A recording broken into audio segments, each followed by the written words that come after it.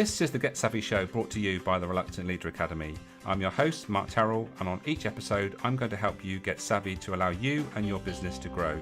We'll be focusing on the three elements that lead to business success: your mindset, your processes, and your skills.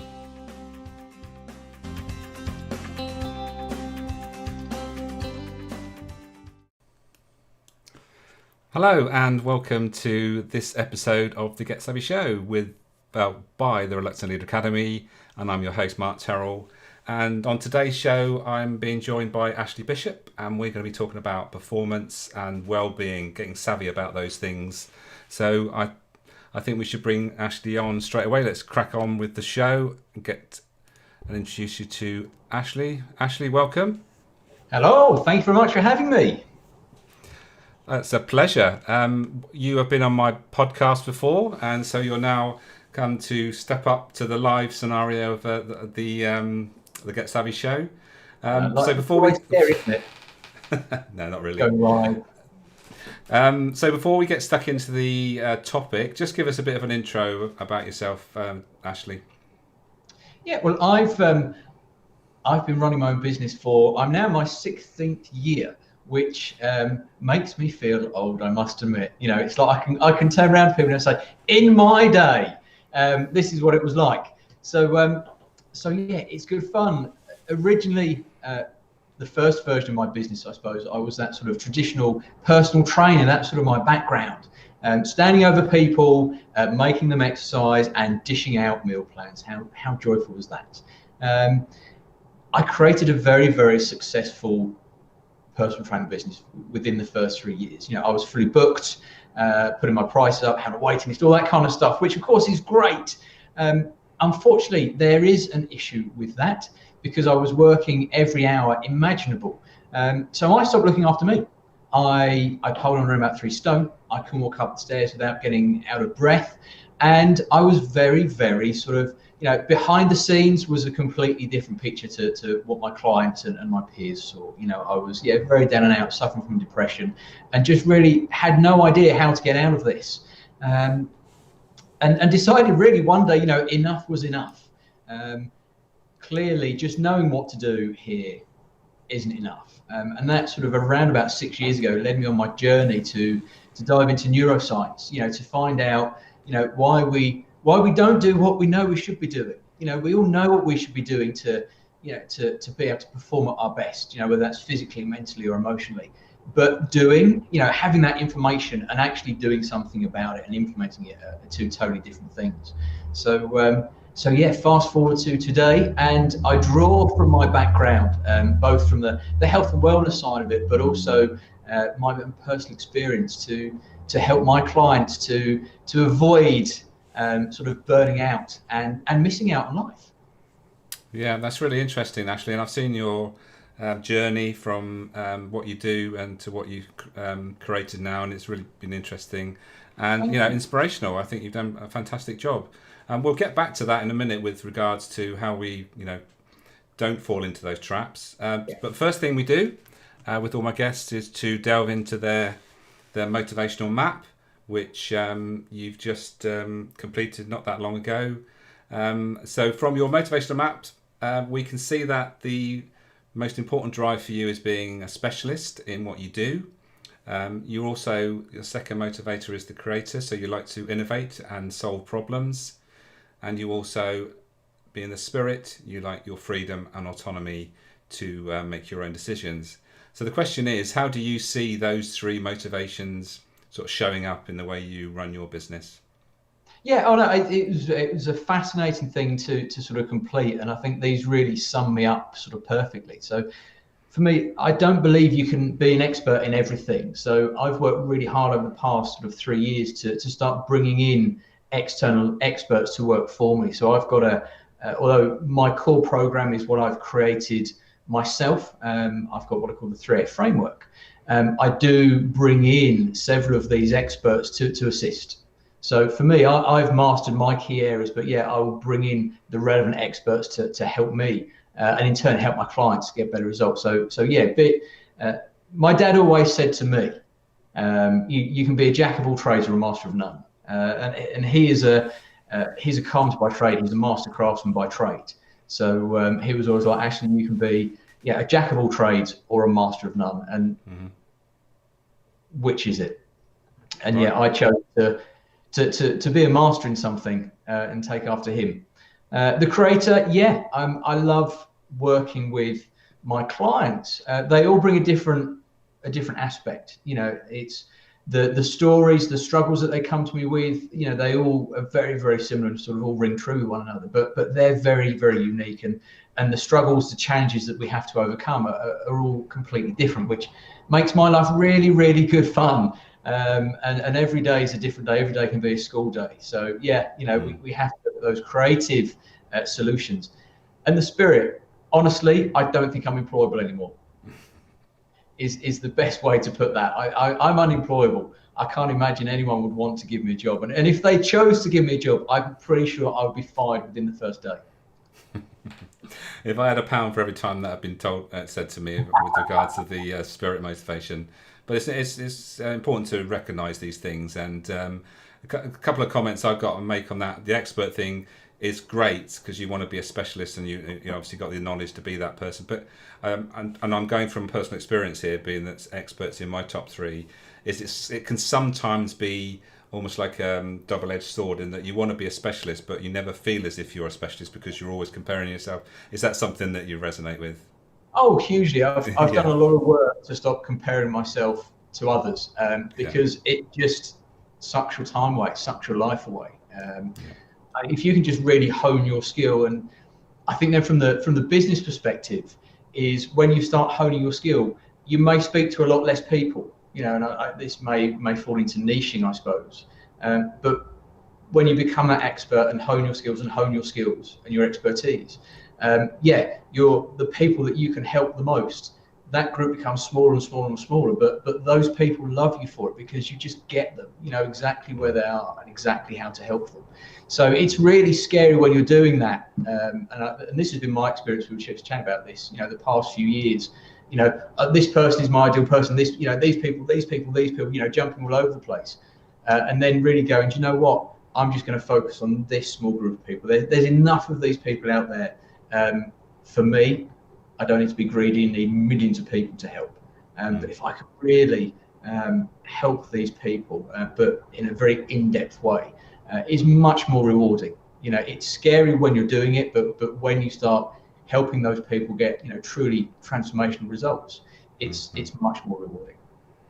That's really good. I'm going to share something else about your motivational map, about your lowest motivator. I don't know if you noticed, right, but the thing that least motivates you is actually getting recognition. So in other words, shouting about yourself. And so I take my hat off to you today, Ashley, because this is probably not something that you actually jump at doing, but obviously you see that this is an opportunity to connect with people and you can help them. That's the main thing, I guess. I think I love chatting to other business owners. I think it's why as well, I've chosen the niche that I work with, because I just find those people's views on business fascinating. But for me, I'm kind of the middleman. I know where my clients want to get to, and I've honed my craft to help them get there in the most straightforward, time-efficient way possible. But they still have to do the work. They're the ones that have to do the work. I'm quite happy in that respect, being behind the scenes with them. But yeah, if I can come on and sort of, I suppose, share my message and some tips or strategies, and if that lands with one person, if one person goes, I needed that today, then it's worth it. Brilliant. Right, thank you for sharing that, Ashley. So we'll get back onto the topic, really, getting savvy about our personal performance. And you shared a little bit about how you started out as a personal trainer. Yes. You've sort of morphed away a little bit from that, being so that you can, I guess, look after yourself. I think that's the number one thing there, isn't it? Because as you just told the story, it wasn't serving you. Yeah, well, this is it. I got into personal training when it was just filtering down from the rich and famous. It was becoming more readily available. It was still a difficult course. It still took a year, a lot of time investment, financial investment to qualify. But when I set up, I was the only personal trainer in probably a 12-mile radius of my location. and probably the only person training in a 15 to 20 mile radius that had their own facility. Sort of 15, 16 years ago, having your own training facility, if you weren't in a city, it was unheard of. So I could have been rubbish, but I naturally became very busy very quickly. And yeah, that's where it went wrong for me, because it was putting everyone else first and me last. And I think we're brought up with that a little bit now in today's world as well. We're brought up that we should be selfless. It's wrong to be selfish. We should all be selfless. We should all put everyone else first.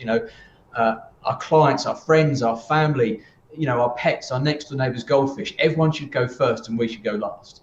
Mm-hmm. But of course, from my own experience, that didn't work, because, I piled on that 3 stone. I couldn't walk up the stairs without getting out of breath. I was always thinking about work. My personal relationships were out the window, and it all really hit home when our eldest son he turned 1, and it's like, I've always wanted to have a family. Everything I do was for my family or for a future family when I first set the business up. Yet now I can't really recall the first year of his life that well. I wasn't there. It was just it was an inconvenience, because he wanted more of my time that I didn't have. So yeah, I was client 1. It's like, I need to sort myself out. I have all the resources I need. I've got my own training facility. Oh, hang on, I need to put the right hand up. I've got my own training facility through that door. I have a world-class nutritionist as one of my experts, but I still can't do the work. What's up with that? And if I can't do the work, how do I expect anyone else to be able to do the work? That really sort of pushed me to diving into sort of neuroscience and starting to take a practical neuroscience approach to sort of physical health and mental well-being, and teaming it up to the point where I created the first version of my program, what I now call my 3F framework, which is split into 3 parts, and allowed me to go, who are the people I love working with?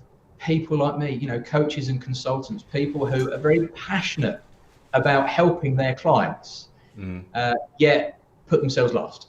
I think that's a really interesting comment you make there, because when you say passion, people like us, I suppose you could say, coaches are very passionate about what they do, and tend to be quite motivated by what they do as well. So it's almost like a drug, and so you just want more and more of it. And so the one thing you need is someone to say, actually, you need to take care of other parts of your life. You can't just work, even though you love it. You need to sort of have a bit of a plan around that. Is that something that you've come across a lot? Oh, hugely. When it's that real dopamine hit, and that real chemical level. We love, we love feeling, we get that buzz, don't we? So, wow, actually, this is great, and it isn't before that, they're shouting at the top of the rooftops how great you are. It's just that message of, actually, this is great. I love it when a client goes, actually, I'm now actually switching the laptop on at 5 o'clock and spending the evening with my family. Actually, I've rekindled my relationship with my partner. I'm having more fun with my kids. Actually, I've claimed back 10 hours this week that I didn't have last week. So tell us about this 4 Fs you mentioned then. So there's obviously 3. Did I say 4? It should have been 3. 3, sorry. That was my slip of the tongue. So 3 Fs is what you said.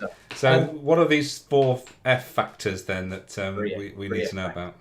3. For me, there's sort of 3 core areas that we have to focus upon, which are focus, function, and fuel. Focus is all to do with your mind.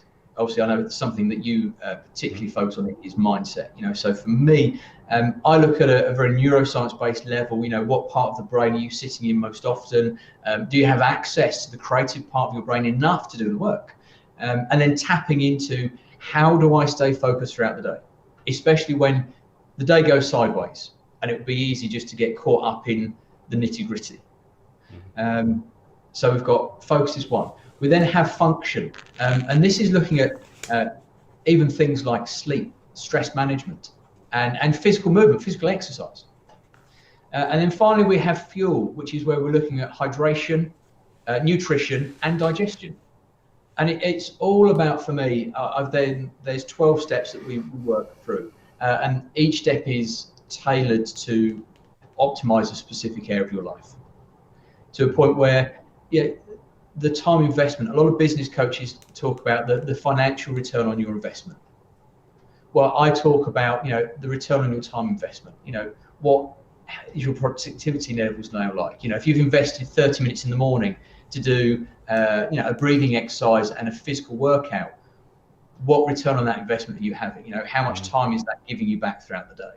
And yet it really focused on creating the right habits for you.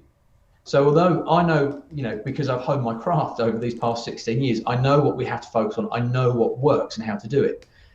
It's a framework because we then have to make it yours because you're unique. No one person's journey is exactly the same in this life. So we have to make the steps, the strategies, the habits fit you and your lifestyle. Because when you do that, when you start refining them and make them yours, it's much easier to do them. You want to do them. You're not loathing, oh my God, I've got to do that now. When am I going to find the time? You just simply do what needs to be done. And of course, you do it often enough and you create a new habit. So we're in January in 2021. So this is the I suppose it's not so much this year, is that this is the month where everybody joins a gym and starts paying out that monthly fee, and then 3 months later realizes that they've paid out for God knows how many months, and they've been like twice or something. Yeah. So with that scenario in mind, so how do people overcome that? How can they set an intention so that they carry on doing, not necessarily go to the gym, but actually get an intention that they actually stick to? How do you get your clients to stick to what they say they're going to do? It's all around having that really crystal clear picture on why your health is vital, which goes way deeper than weight loss. It's really diving down. I love to help my clients sort of create personal mission statements. Most of my clients have got amazing, well-crafted business statements and business mission statements or visions. Yet when it comes to them, nah. Why do you want to look after yourself? Because I need to lose some weight and I want to feel a bit better about myself. It's what's the true impact of this? Because it's not about what the scales say. It's not about what your clothes say. This is where, I look at my clients when we're having conversations, we're talking about their results. You start saying, hey, actually, I've increased the prices of my program because I've got more self-confidence. I'm bringing in more of the right clients because I'm standing up and I'm talking at networking events with much more clarity and conviction. I'm being much more productive every day. So I'm actually switching the laptop off at 5 o'clock in the evening and having good quality time with my family. I'm having better personal relationships. I've rekindled that passion with my significant other. They're always fun conversations, those ones. Yes, I'm sure. It's very important. We start diving down and getting really crystal clear about what it's about. Too many people just hit that real superficial, I want to lose some weight. I want to lose a stone or 2 stone. I need more energy. Mm-hmm. Why? I question why. Why? What do you want? Why do you want it? Mm-hmm. So that's the key to unlocking it then, really. It's not about what you want to do. So in other words, lose weight. It's actually what it gives you, that you're able to do more of other things. And you mentioned the fuel bit. And I suppose one of the things that you get lax in when you're busy is that you don't schedule in quality time to prepare a good healthy meal. Is that something that happens? Oh, we have some people have such a poor relationship with food, because it's grabbing food on the go, and then it's always quick, convenient, high processed, high sugar. Grab it. You don't even pay attention to it. It's just one bite, swallowed, move on. And a big issue that a lot of people have is actually you don't need a perfect diet. Actually, you can have an average diet, but if you have a great relationship with food and a great digestive system that functions optimally, it doesn't need to be perfect. You don't have to worry about how many grams of protein did I have today? How many calories did I have today? It's a completely different standpoint. So it is about sort of creating a great relationship with food. We focus on creating what I like to call your perfect diet, where you do enjoy food. You do eat what you want, but in the main, you're giving the body what it needs to be able to look, feel, and perform at your very best. Brilliant. We've got a few people watching. If you feel like you want to ask Ashley a question, then feel free to drop it in the comments, and I'll try and fit it in before we end the show. So this is really interesting because I sort of see things from a different angle, because obviously I don't do the the performance, but the physical performance. I do more of the mindset around how to lead and getting that mindset right to allow you to do the right things and follow a process. So I'm guessing there's a process within your program that sort of starts somewhere and sort of leads somewhere. Is that true? Yes. I mean, we start on, for me, it starts on a 21-day program, what I call the Performance Accelerator program. And this is all about building momentum. The hardest part is the starting, isn't it? When you're going from no momentum and you've got to try and push that rock up the mountain. When you've got that momentum, it's much, much easier. So the first part is just getting you doing a few simple things that are designed to be really, really time efficient and to give you a huge positive sort of impact. So typically we start looking at your morning routine, which is where we incorporate movement. For me, a lot of the people that I work with, that I talk to, they're not looking to stand up on stage and sort of oil themselves up and prance around in their swimwear posing, and they're not looking at running Ironmans. They just want to be fit for purpose. They want to be able to get through the day and still feel great at the end of it. And for me, if that's what you want to achieve, you can achieve that in investing just sort of 12 to 18 minutes a day in physical exercise. It's not about the volume you do, it's about the quality and what you're doing. And then we take the first initial sort of couple of steps around nutrition and hydration. And we get those things done well. And you've been around me for a while, I bleat on about hydration like till the cows come home. I'll allow you to bleat on a bit more about it, because I think it's important. So what you're saying about water, any sort of liquid intake, what should we be thinking about? I mean, everyone's different. We should all be aiming for, there is an equation we can use to work out sort of your ideal hydration on a daily basis, which is your weight in pounds divided by 50, or you can do your weight in kilos divided by 25. So very, very simple. You can do it on your phone. My math skills isn't that good to do it in my head. That then typically gives you, that would give you like 2.5, 3 something, 4 something, and that's how many litres. Typically I say to my female clients, you'd max out at 3 litres a day, and for men would be 4 litres a day. When we look at, what kind of liquid are we talking about, let's address caffeine. If you're consuming sort of 2, 3 or 4 cups of a caffeinated drink per day, the water in that counts. I'm happy with that counts. I'm relieved about that. Yeah, me too. I love coffee. Any more than that, then you're starting to have a negative impact because a large amount of caffeine in the body can actually work at dehydrating the body.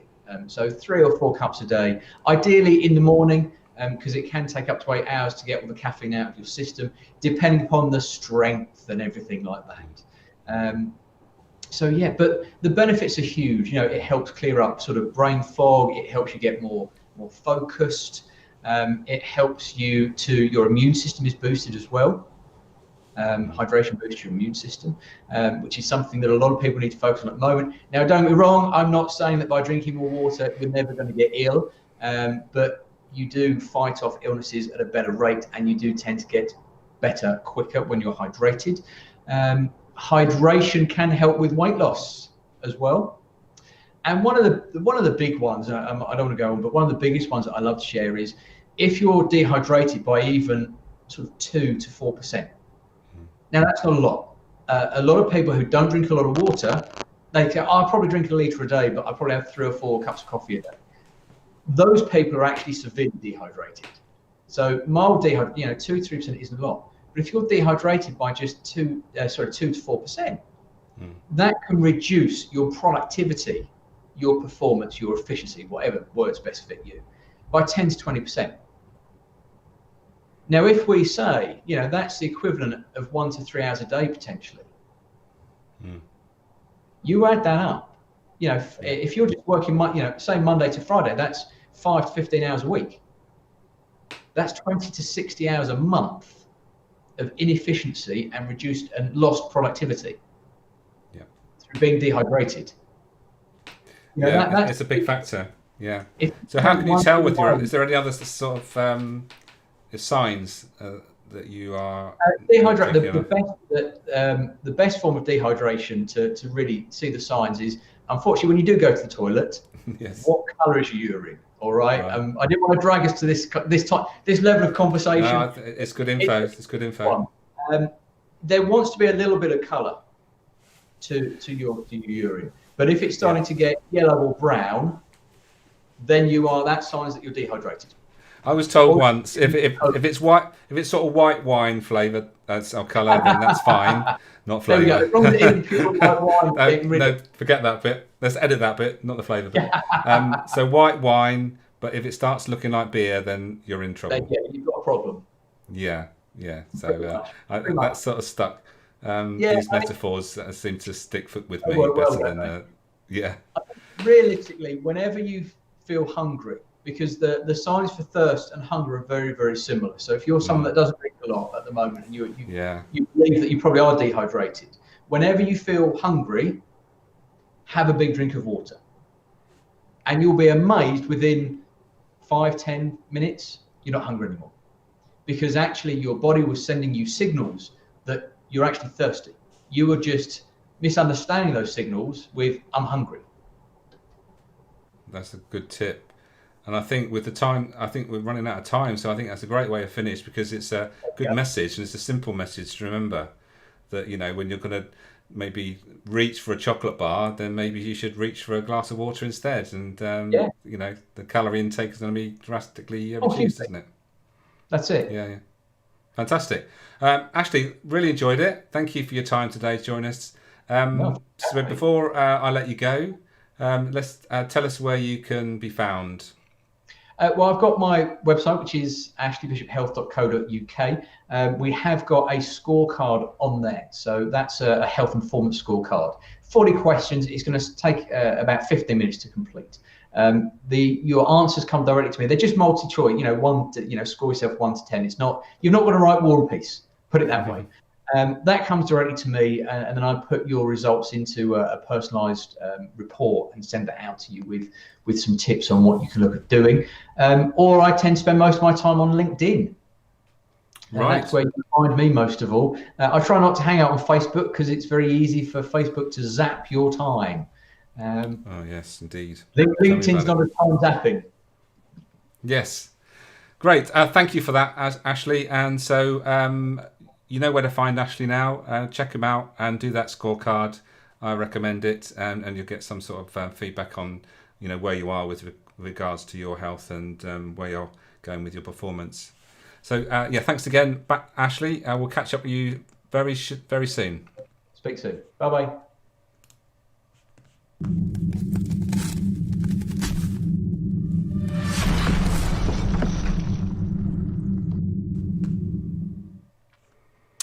Great, thank you, Ashley, for joining us today. Some really, really important and good information there that we can all take into account. What I'd like to share with you is something that is now open. The Get Savvy Club is now open. All the details are on the website, reluctantleader.academy/club, and I'll put the link in the comments, where you can learn how to understand how, firstly, to lead yourself, and then ultimately how to lead others, the self-directing skills of leadership, so you can create more success in your life, in your career, and in your business. So check that out. It's not always open, so you might click it when you're catching this on a replay and find that it's actually closed, because it won't be always open. So thank you again to Ashley. I hope you've enjoyed this show. If you catch this on replay, it pops up in your feed somewhere, and you want to ask a question, feel free to drop your comments, and either I or Ashley will get back to you to answer it. So thank you for getting involved with the show, and until the next time, I'll see you next time on the next episode of the Get Savvy show very soon.